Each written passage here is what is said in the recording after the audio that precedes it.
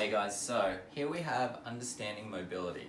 So it's pretty big fundamental that we all need. A lot of us actually don't understand what mobility's role is and the difference between mobility and flexibility. So I'm here to clarify a few things and help you understand why it's so important, what the difference is, and to just give you a perspective on how you might incorporate it into your pre-phase warm-up for your workout. So with understanding about what mobility is, the most common understanding is to have the ability to move or be moved freely and easily. Think pain-free movements without limitations in a range of motion. So an example would be squatting to desired ranges, say hips below 90 degrees, so hips below knees, and going to that point without pain or discomfort or any kind of niggles. Now, if you are getting to that point, like a lot of people might not even get to 90 degrees or past 90 degrees, but that's a clear indicator that you have to work on your mobility, and it may be something, it might be a limitation that's holding you back from performing better in other exercises. So what are the benefits of being mobile? You can move freely without any restrictions or pain in exercises, and you have now decreased the risk of present or future issues, possibly with postural dysfunctions or injury issues. Your movements are more stable and easier to perform, which can lead to better results in your training improvements. So if you have great mobility, then you can raise your arm up in the air and you can do an overhead squat without your mobility being something that may be holding you back, because if you've got bad shoulder mobility, your hands might be here instead of in line with your ears where it should be. Might even be hip mobility. If you don't have accurate hip mobility, then you can't squat to the right depth. So that's a limitation as well.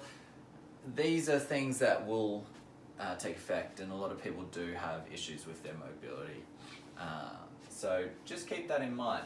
It does have a huge benefit. What's the difference between flexibility and mobility? Well, flexibility is lengthening a muscle, for instance, the passive ability for any body part to be in any certain range of motion. Now, mobility requires movement. Mobility is determined by the ability to move a joint with control while maintaining tension. Now, for example, if I was doing a 90 by 90 movement, I would be working on hip mobility, because I'm doing a movement that requires my joints to move around. So that's working on better hip mobility, and it will obviously strengthen your hips up a little bit as well. Versus a pigeon stretch, a static pigeon stretch, which is just in place, you're not moving at all.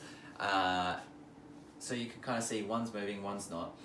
One's stretching more so, and one's making room to get your joints around certain areas when you go through different exercises. When should we be practicing mobility drills? Ideally, we want to do it before each workout, or you can just do a mobility day instead of working out. Whatever, up to you, but ideally we'll always do a little bit of a mobility session before we start our workout. When I'm going through my pre-workout, so my little warm-up phase, I'll go through a mobility, stretching phase, so mobility, flexibility, and then an activation exercise. So an activation exercise might be a movement or exercise similar to the workout I'm going to do for those exercises that I'll be working hard on. So Turkish get up, I might be doing windmills before I start going through a full Turkish get up.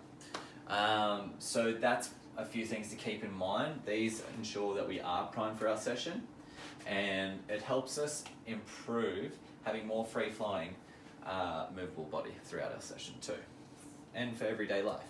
So ideally, it is really important to have mobility into our little training routine, because it will affect everything we do.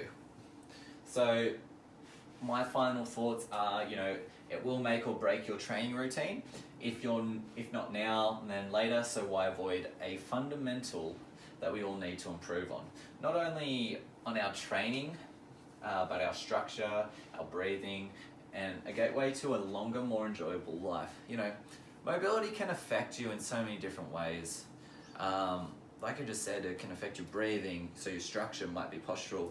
How are you upright? Are you looking like the Hunchback of Notre Dame? If you're looking like the Hunchback of Notre Dame, you've probably got restricted airways because your upper back, your upper thoracic, upper and mid are way too tight. And that can crush your organs. That's like a worst case scenario if you get really bad kyphosis, as they call it, which is a postural issue. That's something that can happen. So, if it's not posture, it might be movement. If you can't squat down, there's so many different things that can take effect. So it is really important that you do add this to your regime that you may be following.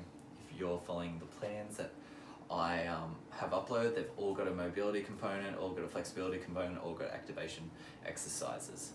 If you've got any questions on this, leave a comment in the workout comment section. I'll get back to you, otherwise upload it to the group. But thanks so much for watching this, and I'll see you next time. Cheers.